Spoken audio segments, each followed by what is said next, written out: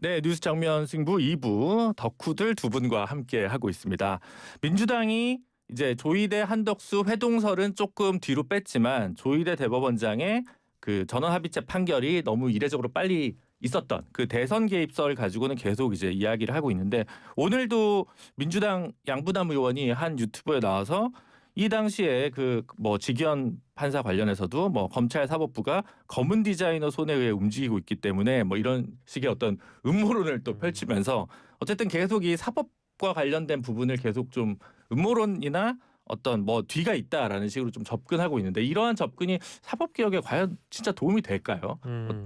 글쎄 이거 저는 이제 일단 첫 번째로는 그 이 조희대 대법원장 최근에 있었던 4인 회동설에 대한 의혹이 워낙에 좀 뜨겁게 불타올랐기 때문에 아까 김이나 평론가 말씀 주신 대로 어느 정도의 퇴로를 찾아가려고 했던 과정이었다고 저는 봐요. 네. 근데 이제 오늘 오전에 이제 모 유튜브에서 이제 이 방송이 있고 나서 이게 양부남 의원 포함해 가지고 4명의 율사 출신 민주당 의원들이 출연한 방송이었거든요. 네. 그래서 제목을 보면은 음모론이 있었고 근거 없지만 직위원 심우정 뒤에는 검은 디자이너가 있다. 이제 이런 내용이거든요. 근거는 없지만 검은 디자이너가 있다. 예, 그러니까 이제 이게 뭐죠? 실제로 뇌피셜이라는 걸 전제를 하고 양부남 의원이 주장을 하긴 하거든요. 네. 그러니까 이 맥락은 그겁니다. 직위원 판사의 구속 취소 인용이라는 것도 너무 이례적인 일이고 의아스러운 일인데 그렇죠. 그거는. 이것을 마치 이제 토스를 해주면 스파이크 때리듯이 심우정 당시 검찰총장이 즉시 항고를 포기하는 것을 어떻게 봐야 되느냐 이제 이 의문점에서 출발한 거거든요. 근데 이 의문점에 대해서는 사실 동의하지 않는 국민은 저는 없을 거라고 봐요. 근데 이제 방송에서 하신 표현이라는 게 근거가 없고 뭐도 없지만 뇌피셜인데 이 흐름에는 일련의 이제 검은 디자이너가 아마 있었을 것이다. 이 한 사람들 각 개인이 이런 결정을 하기에는 너무 부담스러운 결정이고 이것을 실제 이런 결정을 하게 됐을 때 역풍을 맞을 우려는 없었을까? 이제 이런 의문 제기거든요. 네. 근데 이 의문을 제기하면서 동시에 그런 표현을 하시죠. 아마도 윤석열 이 탄핵 재판에서 기각이 될 것을 예상하고 이런 일을 벌인 거 아닌가? 어떤 정보가 있었기 때문에 이런 직위원 심우정 간의 이런 어떤 핑퐁이 있었던 거 아니냐라는 의문 제기예요. 근데 정황을 보면 저도 이걸 내용을 풀 영상을 다 들어봤거든요. 근데 음모론이라는 표현에는 어쨌든 근거나 증거가 필요하다라고는 봅니다. 네. 근데 우리가 이제 증거나 근거를 얘기할 때 정황 증거 이런 표현들도 많이 쓰잖아요. 그래서 이분들 마음속엔 아마 저는 뭐 널리 양해건데 그런 가설을 아마 세웠을 것 같아요. 윤석열 전 대통령이 현직 대통령으로 구치소에 있었던 1월과 3월 사이에 아마도 윤석열은 강의구 전 부속실장의 전화기를 가지고 누군가와 통화를 할 수 있었던 그런 상황이 있었다라고 한다면 그 안에서 작은 수보 회의까지 열 정도로의 황제 수감 생활 중이었는데 만약에 누군가한테 전화해가지고 이런 설계가 가능했다면 그것도 우리가 의문을 제기해 볼 수 있지 않을까라는 식의 근데 지금 생각을 했을 것 같은데 특검을 해가지고 모든 전화기를 다 해가지고 통화 기록은 다 나올 텐데 사실 그렇죠. 그러면 이미 이런 건 다 드러났을 거 아니에요. 그러면 이건 좀 너무 국회의원 신분으로서는 조금 너무 이렇게 뭐랄까 과도한 무죄 제기가 아닐까. 이거 왜냐면 시민들이 생각하기에 국회의원이 저렇게 얘기했으면 그럴만하네라는데 지난주에 서영교 부승찬 의원 얘기한 거 보면 이러는데 이러면 오히려 민주당 전체를 위해서는 약간 좀 실점을 스스로 하는 자초비단이 아닐까 이런 생각도 들기는 하네요. 저도 이제 그런 말씀에는 굉장히 동의를 하고 그래서 제가 처음에 전제한 것은 이제 이 퇴로를 찾아가는 과정에서 원래는 선택과 집중을 하면서 당 차원의 이제 이런 이슈들을 좀 집중해서 다루는 소수의 의원들이 나와서 스피커를 해주는 게 좋은데 워낙에 유튜브 시장 자체가 여기저기 많은 의원들이 출연함으로 인해서 의문을 제기할 수 있고 의혹을 제기할 수 있는 시장이 되다 보니까 이제 이런 어떤 추론의 영역을 음모론으로 보도하는 경향도 좀 있는 것 같아요. 네. 저는 뭐 물론 이게 이제 음모론이냐 추론이냐에 대한 것은 각자의 이제 평가의 영역이라고 저는 봅니다만은 제가 갖고 있는 의문의 지점과는 사실 크게 다르지 않은 전제였기 때문에 이 정도의 의문은 제기할 수 있다고 보는데 다만 아쉬운 것은 방금 진행자께서 말씀 주신 대로 이미 닫으려고 했던 이 음모론설이 다시 한번 불거지는 계기가 됐고 이제 언론사들에게 좋은 이제 기사의 소스가 되는 상황이다라고 보고요. 아마 이제 이런 걸 제기할 때도 근거나 이런 것들을 명확하게 하는 표현들이 필요한 것 같아요. 의원이 나와서 뭔가를 제기하려고 했을 때 확인이 좀 필요합니다마는 이런 식의 얘기였으면 좋았을 텐데 표현이 뇌피셜인데요.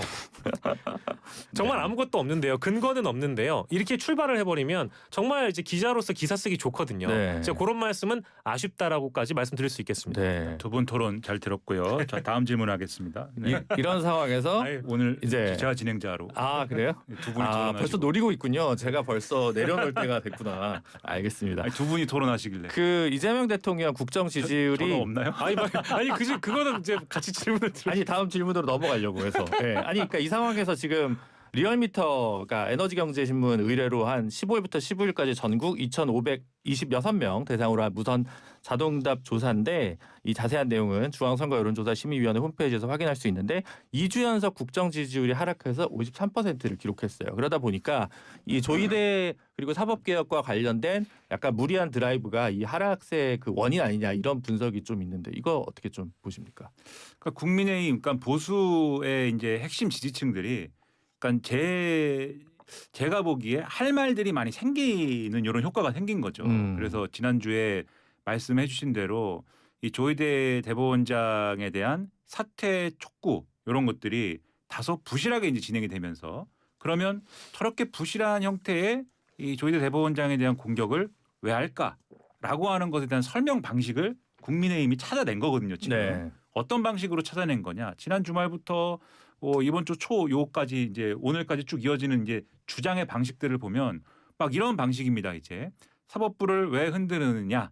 그것은 이재명 대통령이 이제 임기를 마치면은 재판을 받아야 될 것인데 그 재판을 받을 때 이 재판을 유리하게 이제 하기 위해서 사법부를 흔들어 가지고 사법부 구성을 바꾸고 뭐 이렇게 하기 위해서 조희대 대법원장도 흔들고 그다음에 지금 뭐 사법개혁 이슈도 그래서 밀어붙이는 것이고 뭐 그렇게 가는 것이다. 그리고 이렇게 함으로써 또 부가적인 효과를 노리는 것이 내란 전담 재판부라든가 이런 걸 통해서 국민의힘을 또 이렇게 탄압을 해가지고 정당 해산을 시켜서 사실상의 독재를 하려는 것이다. 이것이 바로 나치와 같은 일이다. 뭐 이렇게 이제 여러 가지 그런 세계관을 구축했군요. 그렇죠. 네. 이런 담론들을 막 얘기를 이제 하기 시작합니다. 그럼 여기서 사실 그동안 잘 생각하지 않았던 좀 우리 유권자들 중에 보수적인 유권자들이 잊어버리고 있었던 그런 키워드들이 막 이제는 다시 생각이 나는 거지 않습니까? 이른바 사법 리스크 이런 건 생각나는 거고요. 그다음에 뭐 전체주의, 뭐 독재 이런 생각 나는 거고. 요거 얘기에 지금 잘 섞어가지고 가는 게 사실은 대북 문제, 중국과의 관계 요걸 섞어서 이게 북한에 대해서 너무 원정적이고 중국에 대해서도 뭔가 이렇게 고개를 숙이는데 그게 전체주의 코드 아니냐? 뭐 이렇게 또 섞어요 얘기를. 그게 그렇게까지 넘어갑니까? 그렇죠. 지금 잘 보시면은 네. 그래서 이게 얘기하기 좋은 상황으로 막 이렇게 좀 재구성이 됐습니다. 그러니까 이게 하나의 세계관처럼 형성이 되면서 여론조사에 응할 수 있는 그러한 어떤 이 쉬운 어떤 구도가 형성이 된 거거든요. 반면 이 지금의 이제 민주당 지지층의 경우에는 이런 논란이나 이런 것들이 이런 방식으로 진행되는 거에 대해서 실망한 지지층들이 지금 있거든요. 그러니까 이런 것들이 반영이 되면서 근데 정작 이재명 대통령과 대통령실은 또 이 부분에 있어서는 입장 자체는 지금 우상호 정무석이나 이런 분들이 얘기한 걸 보면은 이런 흐름으로 가는 것 자체는 동의를 안 합니다. 다만 사법개혁이나 이런 것들은 필요하다고 생각을 하지만 조희대 대법원장을 흔들거나 이런 것에 대해서는 동의를 안 하는데 지난주에 이제 그 강유정 대변인이 원칙적인 공감을 한다고 표현한 이 부분이 있다 보니까 또 같이 엮여 있는 대목들이 있어요. 그러다 보니까 지금 이런 게 이재명 대통령에 대한 지지율 하락이나 이런 것들로 지금 특히 이 조사는 이제 ARS 조사일 텐데 네. 여기 핵심 지지층 사이에서는 그렇게 표현되고 있는 것이 아닌가라는 생각이 좀 듭니다. 어떻게 보십니까, 박영식 평론가님? 저도 뭐 대체적으로 공감을 하고요. 이제 그 지지율이라는 것은 사실 이재명 대통령이 꼭 잘하지 못하지 않더라도 민주당 쪽에서 혹여 이제 예를 들면 실수를 했다든지 아니면 지지율이 깎일 만한 이런 행위를 했다든지 하면 대부분 대통령의 지지율과 이제 커플링되는 경향성이 분명히 존재하는 것 같아요. 그래서 지난주에 있었던 그 조희대 대법원장과 관련된 이슈가 분명히 영향을 줬을 거라고 보고요. 지금까지 대부분의 여론조사를 종합을 해보면 일단 50%를 넘어선 기록들이 계속 쌓여가고는 있는데 이런 차원에서 본다면 이제 과반을 넘어가는 지지도잖아요. 근데 민주당이나 혹은 중도층 중에 이재명 대통령을 그동안 지지해 왔던 분들이 손절을 하기보다는 당연히 중도 보수 보수층 쪽에서 그래도 이재명 대통령이 일을 그래도 잘한다라고 평가를 했던 보수층과 중도 무당층 쪽에서 빠져나오는 지지율 때문에 지금 2주 연속 리얼미터 상으로는 하락하고 있는 것 같아요. 다만 반등 모멘텀이라는 것은 이번 주에도 존재하거든요. 이제 유엔을 다녀오실 거고 거기에서 연설을 하시거나 또 이제 의장 자격으로 회의를 주재하시는 모습들이 언론에 보도가 된다라고 한다면 또 이제 국제 이벤트가 있게 되면 컨벤션 효과가 작용하기 마련이잖아요. 그래서 아마 이번 주에 MBS 조사라든지 리얼미터 조사 한국갤럽 조사를 참고해봐야 될 것 같고 다음 주 월요일쯤 왔을 때 저희가 53%를 넘어서는 지지도가 다음 주에 나오는지는 좀 지켜봐야 될 것 같습니다. 그럼 대통령 지지도는 이 여론조사에서 아까 언급했던 리얼미터 여론조사에서 53%. 그런데 민주당 지지도는 44%입니다. 그럼 거의 한 10% 가까이 차이가 있거든요. 그러니까 요 차이는 그러면 중도 아니면 뭐 어쨌든 무당층 이런 데서 보내준 지지라고 봐야 되겠죠? 그러니까 이재명 대통령에 대한 지금 지지는 그러니까 민주당이냐 국민의힘이냐 이렇게 그냥 세력을 갈랐을 때랑은 이재명 대통령의 국정 수행에 이제 긍정 평가하느냐라는 질문에 답하는 거하고 좀 다른 거죠. 그래서 이재명 대통령이 지금 50%를 넘는 이런 지지를 획득하고 있는 거는 아주 전형적인 민주당 정권의 그러한 모습은 아니다라는 평가가 지금 일부 작용을 하는 거거든요. 여기서 전형적인 민주당 정권이라는 것은 국민의힘이 주장하는 대로의 어떤 민주당 정권. 네, 그래서 과거에 이제 문재인 정권 공격할 때 국민의힘이 묘사했던 이런 형태들 있지 않습니까? 그래서 아마도 이재명 대통령이 집권을 하면은 그러한 모습일 거야라고 예상했던 보수 지지층들이 그렇게 예상했던 그러한 모습이 아니고 이재명 대통령이 발언하는 것도 그렇고 펼치는 정책도 그렇고 애초에 예상했던 것보다는 좀 더 중도적인 그리고 애초에 예상했던 것보다는 보다 합리적인 그러한 영역에 지금 가 있는 것이기 때문에 민주당에 대한 지지보다 그것을 넘는 지지층들이 추가로 이제 이재명 대통령에 대한 국정 수행에 있어서는 긍정 평가하고 있다 이렇게 볼 만한 맥락들이 있는 거죠.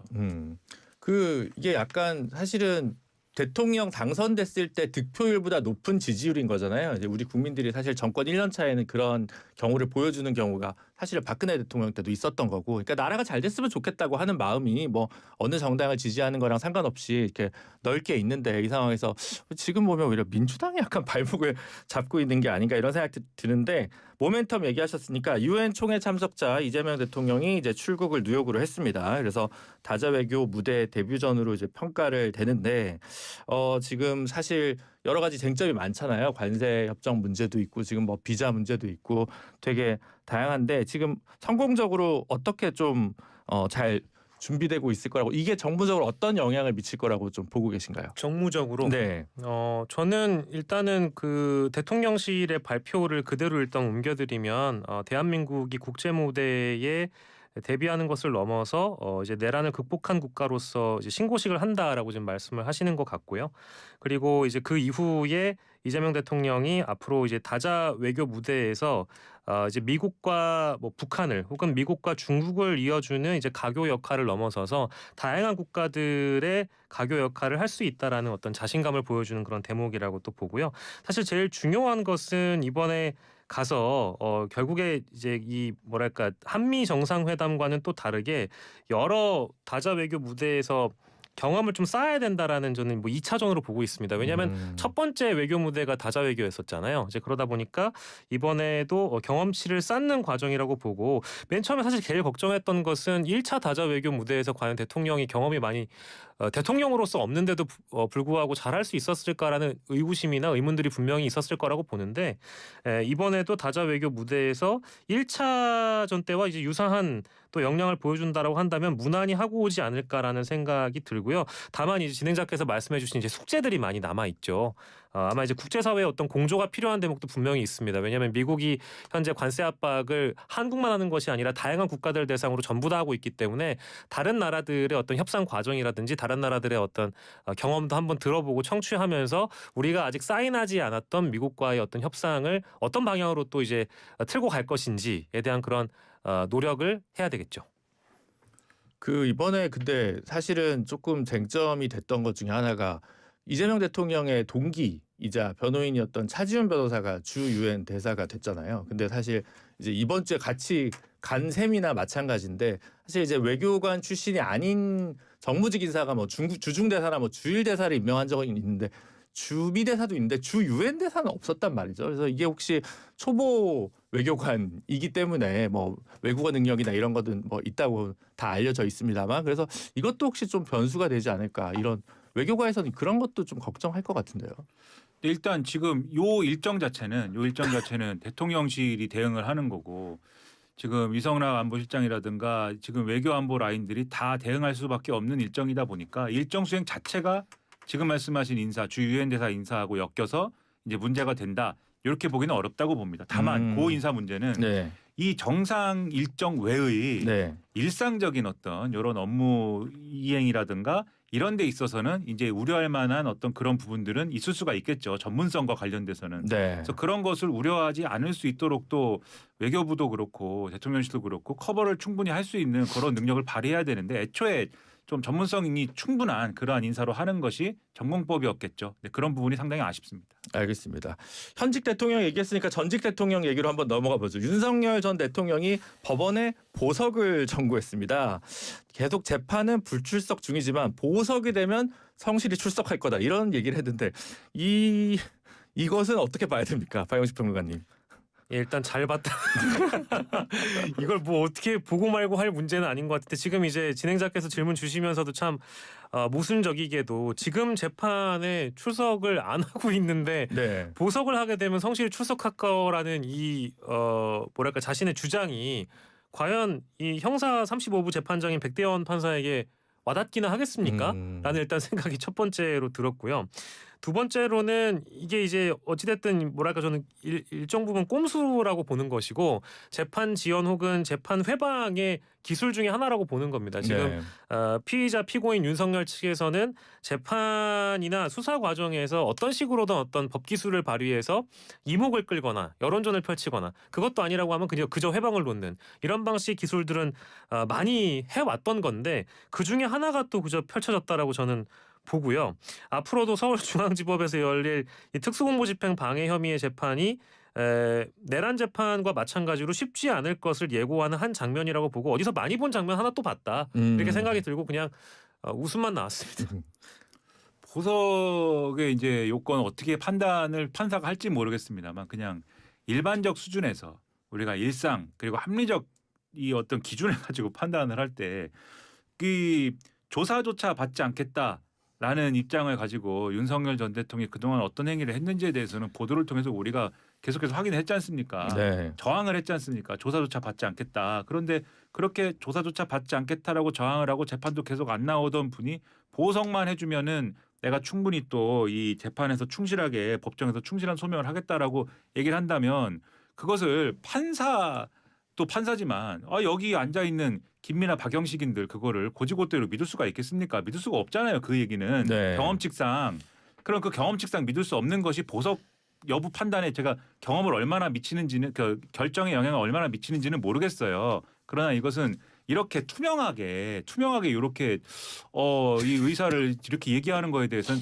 저는 이해가 그러니까 법적으로 어떤 의미가 있는지는 모르겠는데 잘 이해와 납득이 가지가 않습니다. 네, 원래 이제 내란은 이제 형이 높기 때문에 보석이 이제 안 되는 건데 이거는 이제 특수공무집행 방해니까 여기서는 이제 보석을 청구해 볼 수 있어서 이제 일단 해본 것 같은데 네 어쨌든 뭐 법원의 결과를 기다려 보도록 하죠. 네, 오늘 정치 덕후는 여기까지 하도록 하겠습니다. 오늘 함께해 주신 두 분 감사드립니다. 고맙습니다. 네, 지금까지 김미나 박영식 두 시사평론가와 함께했습니다.